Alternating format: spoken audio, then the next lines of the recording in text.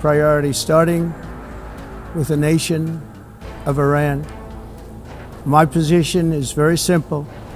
The world's number one sponsor of terror can never be allowed to possess the most dangerous weapon. Europe has pulled the trigger on the so-called snapback sanctions against Iran. France, Germany and the United Kingdom activated the mechanism at midnight on Sunday.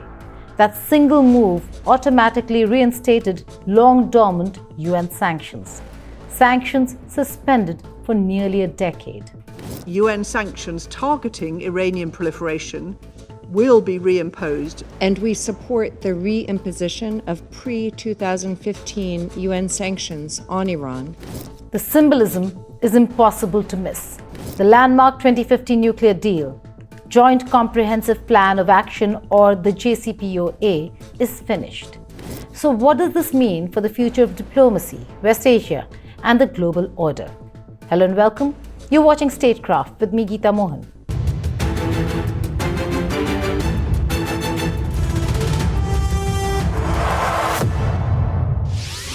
The word snapback sounds technical, but it is more than that. It refers to a clause built into the JCPOA. It allowed any signatory to reimpose UN sanctions if Iran broke its nuclear promises. The sanctions, which were first applied between 2006 and 2010, were only suspended when Iran accepted strict limits in 2015. At the time, it was celebrated as a rare diplomatic victory. Today, that hard-won structure has collapsed. The move by Europeans is less about technical violations and more about one thing: trust is gone. The trio, France, Germany and the UK, say Iran has broken almost all of its commitments. In their words, they had no choice. But timing matters. Why now? And why just before Russia took over the Security Council presidency in October? The sanctions were set to expire permanently in mid-October. European diplomats acted in August to ensure snapback was complete before Moscow could shield Tehran from consequences. Iran's offenses, according to Europe, range from blocking inspections by the International Atomic Energy Agency or the IAEA, hiding over 400 kilograms of highly enriched uranium, and showing no willingness to engage in genuine diplomacy. Meetings throughout September with Iran's Foreign Minister Abbas Araghchi went nowhere. UN sanctions targeting Iranian proliferation will be reimposed this weekend. The United States supports the case France, Germany, and the United Kingdom, the E3, made for Iran's significant and continuing non-performance of its nuclear commitments. And we support the reimposition of pre-2015 UN sanctions on Iran in accordance with the process laid out in Resolution 2231. A half-hearted deal with the IAEA to allow conditional inspections was dismissed as meaningless. Then came the military context. June saw 12 days of Israeli assaults on Iran, joined by American strikes on the Fordo nuclear site. Donald Trump boasted that the facility had been obliterated. Others suggest the damage delayed Iran by 2 years, but it did not destroy its program. Since then, inspectors have been refused access. The true state of Iran's nuclear work is a mystery now. So what actually happens when sanctions snap back? This is not just diplomacy, it is economic warfare on a global stage. The sanctions ban weapons imports and exports. They freeze assets, block officials from travel, prevent technology transfers for missiles, and strike directly at the lifeline of the Iranian economy, oil and banking. The Iranian rial immediately collapsed to an all-time low, 1.13 million per dollar. At Tehran's Grand Bazaar, the anxiety was palpable. Merchants complained of soaring prices, dwindling sales, and customers losing purchasing power. Local newspapers captured the mood. One reformist paper declared the death of the nuclear deal.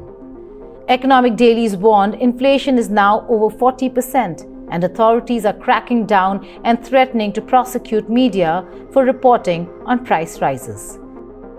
آقا من معیشتمو میخوام، من کاری به قطعنامه ندارم، من میخوام یه روالی باشه، یه زندگی راحت داشته باشم، خودم، بچه‌هام و امثالهم. اینو ما میخوایم. حالا میخوان کاری بکنن که به صلاح مملکت، قاعدتا فکرشونه که به صلاح مملکت کار انجام بدن. حالا یا یه خورده بلند مدت دارن فکر میکنن که ماها نمیدونیم، یا اینکه نه سطحیه. اینو دیگه خودشون میدونن، ما فقط معیشتمون رو میخوایم. همین. Sanctions are hitting wallets and repression is silencing voices. And how does Tehran respond? Defiance. Always defiance.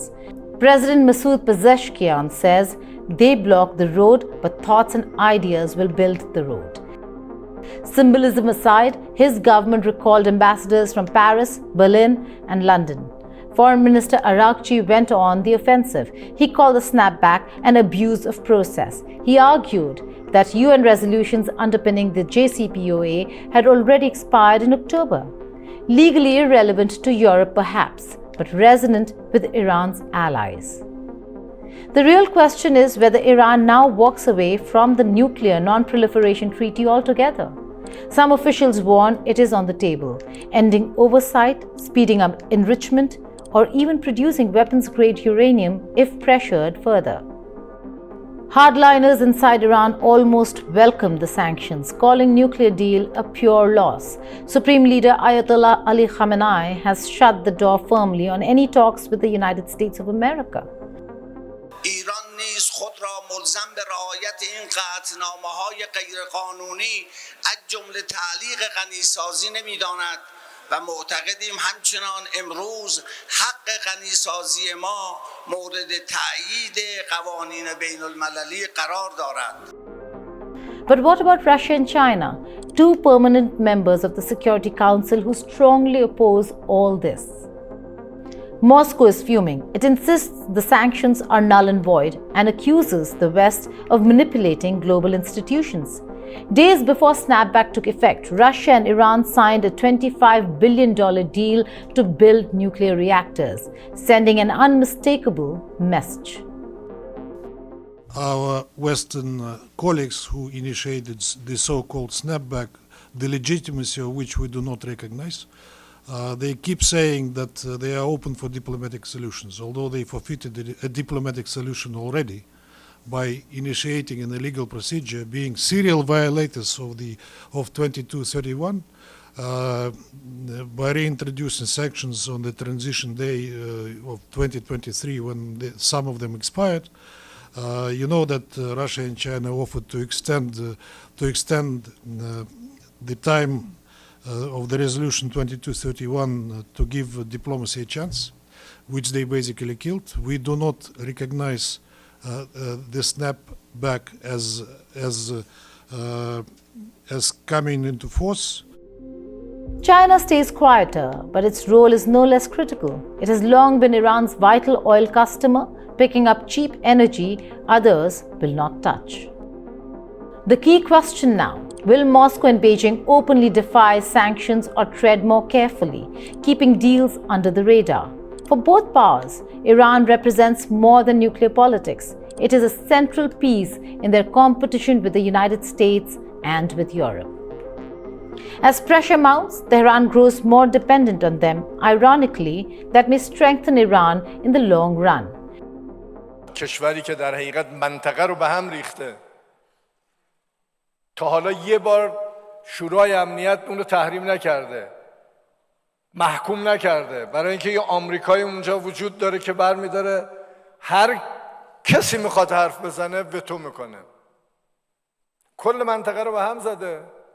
اون وقت ما که میخوایم تو این منطقه، تو این مملکت، تو این دنیا، تو این جامعه زندگی بکنیم، هر روز میخوان ما رو تحریم بکنن. چرا؟ چون نمیخوایم سرخم کنیم. So with the JCPOA gone, is diplomacy dead? In truth, the deal has been dying since 2018. In 2018, Donald Trump withdrew America and reimposed crushing sanctions. Iran began retaliating by enriching uranium beyond permitted limits. Europe tried to keep the deal afloat, but without US support, lacked the muscle to give Iran meaningful relief. Now with snapback, Europe has effectively admitted defeat.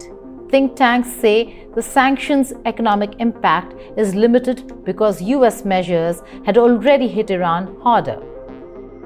In a few moments, I will sign a presidential memorandum to begin reinstating U.S. nuclear sanctions on the Iranian regime. We will be instituting the highest level of economic sanction. Any nation that helps Iran in its quest for nuclear weapons could also be strongly sanctioned by the United States. America will not be held hostage to nuclear blackmail. But the political impact is immense. It signals to Iran diplomacy cannot be trusted. Why should Tehran sign any future deal if one can be dead within years? Why trust Europe or America again? For Iranian leaders, the lesson may be simple. Only a nuclear deterrent guarantees survival. And what of the wider West Asia? Israel remains the wild card. For years, it has framed Iran's nuclear program as an existential threat.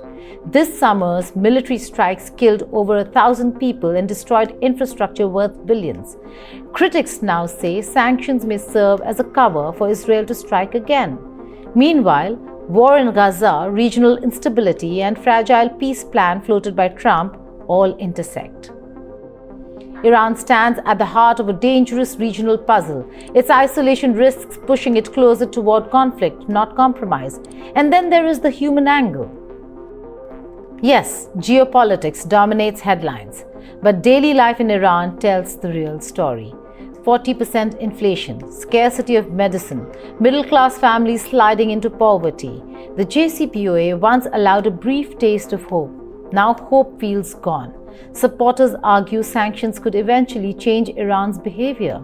Critics counter, sanctions punish ordinary citizens while strengthening dictatorships.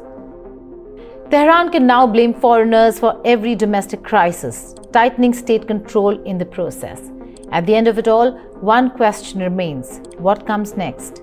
There are only grim scenarios. First, escalation, where Iran races closer to weapons-grade uranium, inviting more military strikes. Second, stalemate, a grinding status quo of sanctions, hostility, and survival. Third, diplomacy, but that option feels faint, almost farcical, after years of betrayal and failure. Some analysts argue that this is not even about Iran's nuclear ambitions anymore. It is about great power rivalry, about the US reshaping West Asian region, and about containing Russia and China. Iran, in this view, is collateral damage. So as the clock struck midnight and sanctions returned, the world witnessed more than policy. It was death of an idea, the belief that negotiation could overcome distrust. What lies ahead? A diplomatic rebirth, grinding confrontation, or an all-out war remains uncertain. One thing is clear: the road forward is far darker, far riskier, and far more dangerous than the one behind us. Thank you for watching Statecraft.